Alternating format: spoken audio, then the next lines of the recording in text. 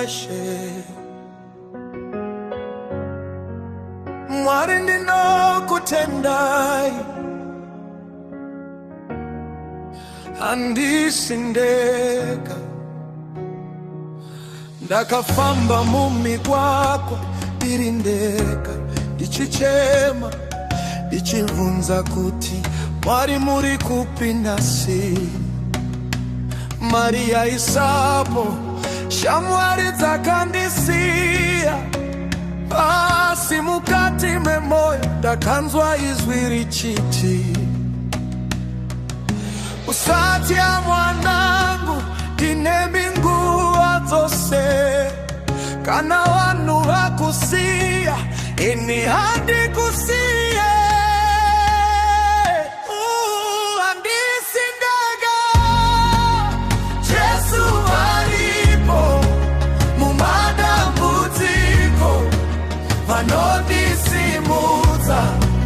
Handisindeka, Mwari vaneni muneri marose, vanonditungamirira.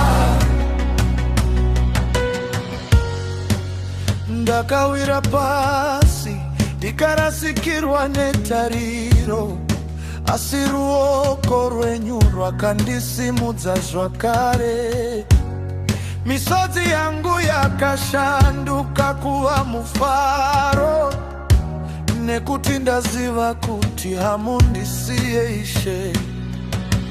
Kana ndichifamba mumupata werufu, handingati nokuti muri neni.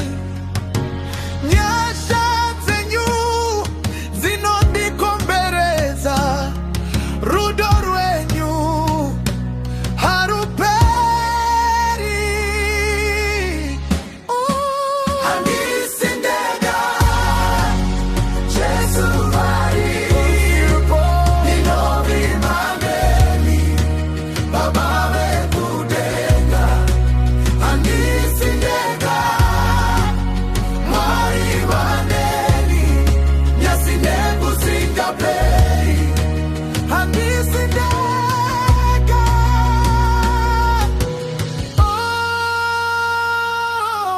oh, handisindeka. Jesu varipo, tinashe.